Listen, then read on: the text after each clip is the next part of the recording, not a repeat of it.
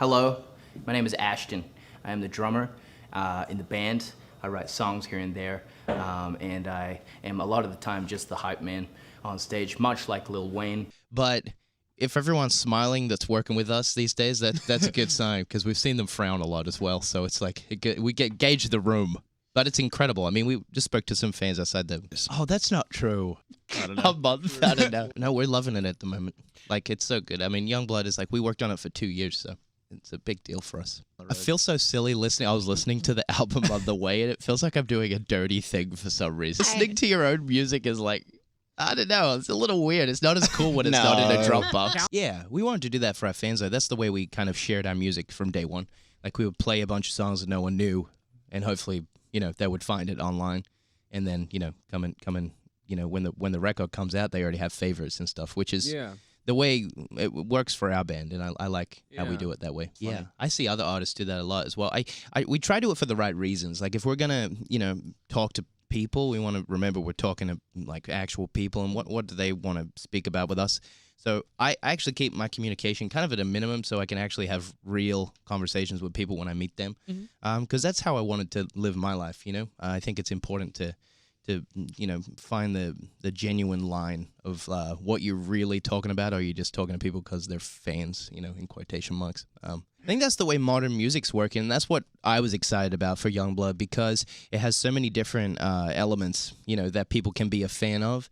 It's not just a straight down the line one genre album, and I think that's awesome. I think that's where music's at these days. So, I'm excited to see actually where the fans gravitate towards, like what songs they like, and how do we kind of replica. Sure. Speaking of years and years, we do understand, because you've had us in here for so long already. We do understand if you don't want us to come back anymore eventually. Are we going to see Elvis? No, you guys have been going to there for 10 years now. We want to come back, but we'll understand. We'll always come back. We want reassurance. Can you tell them something for us? Yeah, what? Whenever there's a lot of fans in a place for something we're doing, we're going, are we Backstreet right now? Hang on, it's like a verb we have. Yeah. Like, if something's Backstreet, it's crazy. It's like I appreciate that band for many reasons as well. They're stuck together for so long. Thinking back to that time, though, we hadn't even released our third record. Mm-hmm. We hadn't had Youngblood. We hadn't had our new sound be released to the world. And therefore, I feel like people didn't understand our motivations as a band two and a half years ago. We sat in here and we told you, like, look, this is new for us. We're doing a new thing and we're challenging ourselves. And still to this day, we're still challenging what we can achieve in our music. And this is a part of the big picture for us. It's a full show from both bands, which is cool. I'm going to be honest with you, I didn't follow that one. We were doing promo for this particular thing. I don't know if we can say it on here. And we asked them to play our song, and it played that song. There was a Youngblood, but it was back in 1967, I think. There's a band called the Youngbloods. Yeah. There is, but that's with a U. So this song was originally written, it's a tormented love for sure. Writing behind it was one of the first times as a band we felt like we cracked something that was unique to us, so I'm very excited. I particularly love this song because we made it with Andrew Goldstein, who is a longtime friend, and it started on the piano. We always talk about piano because we all, made a conscious effort to become better at piano on this record. Because we know we've changed our sound, we know we've changed our sonic direction, but that's only because it's the band that we evolved into. It hurts when you're in a romantic situation and the other person is in it for reasons that you aren't. Lie to Me lyrically is totally inspired from heartbreak, but attempting to move on. Sonically, the song came about in a really incredible way. I'd always wanted a song that had a Police, Every Breath You Take type guitar mixed in with a groove from a modern urban song. So we're writing this riff to something that went... In this song, there are samples which we've played around a lot with in the past. That was actually influenced by bands like The Offspring and people like that who would chop up small samples of drum sounds and create loops, and that's what the verses would be based off. And then you would come in with bigger sounding live drums in the choruses, and that's what we did on Valentine. And I was listening to a lot of The Cure, a lot. Like Massive Attack, Portishead. Lyrically is about a lazy love and a love that feels free. It's a love that meets in the middle, and there's no expectations. I love this song. I was absolutely blown away when I went into the studio late because I had had a big night of exercising. I really love the drum samples, live influence. We wanted to get almost like I dare say, Nirvana drum sound. I will be struck down by the hardcore bobs of the world in this YouTube video, but Talk Fast! In a weird way, modernizes the band, even though it encapsulates 80s musicality. It uses parts of programming and stuff that we haven't used before in our music. I was living like a Knight Rider vibe, definitely. I remember. I had a matte black, kind of like muscle car. My childhood best friend, Jordan, he had a talking fish. And it was one of those ones on the wall that said like, have a good day, and you would press the button on the fish and it would sing you a song.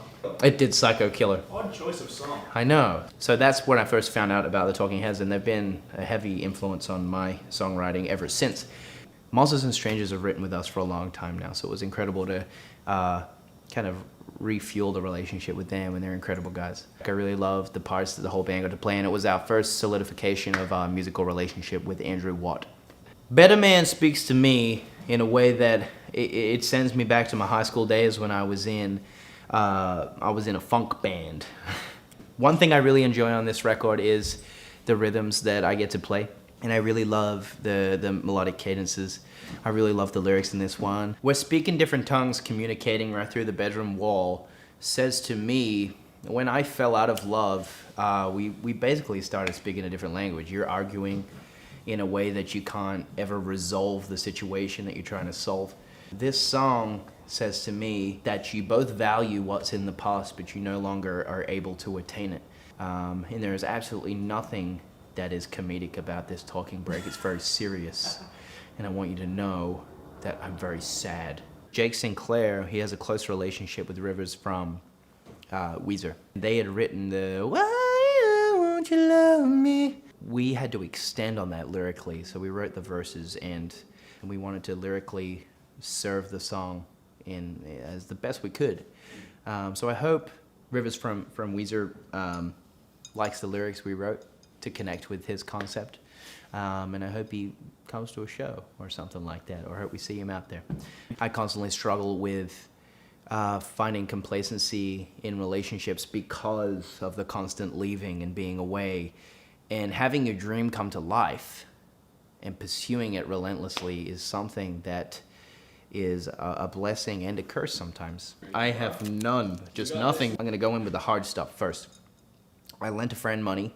He betrayed me and spent the money straight away on things that I didn't think were valuable, which hurt my heart, but I wanted to be generous. Grandmother and my grandpa and my mom have always taught me to be giving to people that might not always deserve it. It will come back to you though. Just because I always have valued effort and creative force and relentless kind of positivity towards things, even when things are bad.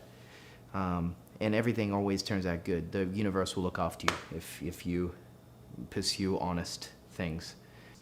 So for me, when this friend spent the money I lent him to just eat, in general, I felt betrayed and upset, but I wasn't worried about it because I always believe in giving people second chances, and that's what you'll hear in the bridge. Okay then, Woke Up in Japan. I love Woke Up in Japan for many reasons. Me and Cal tracked the bass and drums live. 1 take. 2 takes. Let's say 1 take. Ghost of You is the finale of Youngblood. I think we put it there for, I really particularly like the lyric twist that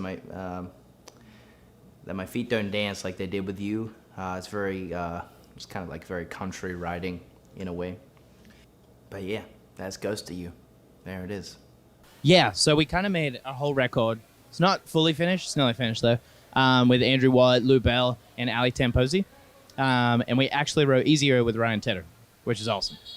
So, yeah, a lot of the same people. People underestimate Charlie. He's one of the most brilliant musical talents we have in pop music at the moment. I think he's so switched on with how he writes songs, and now that he's collaborating with other artists, and we're lucky enough to have collaborated with him, I think he's a spectacular talent. He's an exceptional talent, that guy.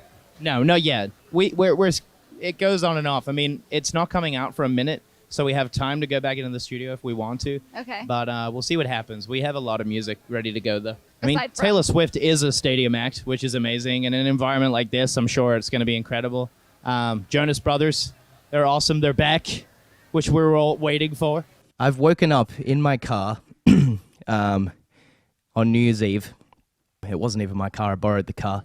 Woke up in Australian heat. I'd done some recreational drinking the night before, and I woke up and I drove home, and it was a bad decision of mine, and I'm not proud of it.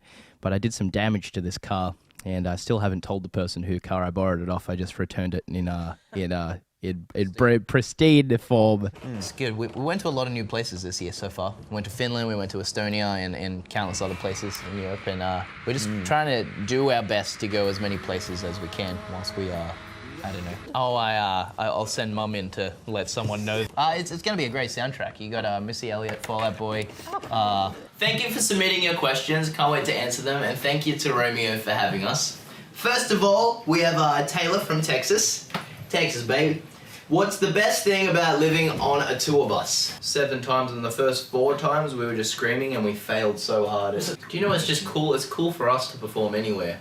Being a band that started in pubs and stuff, and now we get to travel the world and meet the fans and play for you guys, I think I'll never be able to pick where the best place is. Yeah. Like, that's just too hard. I think pretty sure, like, none of us are hygienic on the tour bus. I'm pretty sure it's like just because you're living with your crew as well, and the crew get mad. This is Brooklyn from Titusville in FL. That is epic. What's the first thing you notice about a girl? I don't know. I notice fashion sense. I look at shoes for some reason. Do you guys look at shoes? First ever arena tour in the UK. Nearly sold out. So that's pretty badass for us. It's hard to pick what the best thing is because everything. We have weird things in this band like that resemble milestones for us. Just for example, if we got free Nando's, that would be the hugest thing in the world. Kaylee from Lincoln. We were in Lincoln. That's where we played outside in the cold. We did. That was cool. We played an acoustic. We were supposed to do an acoustic on the radio show, but their stuff wasn't working. And so we just went and played outside for you guys, and it was cool. If you guys had to call your band any other name, what would it be? Sophia from New York City. What is your favorite part about being on tour and meeting different fans around the world? Meeting different fans around the world. You've basically answered the question for us. Yeah. And just experiencing different cultures is really cool. That's the best thing, I think, for me. What about you guys? I just eat a lot, really.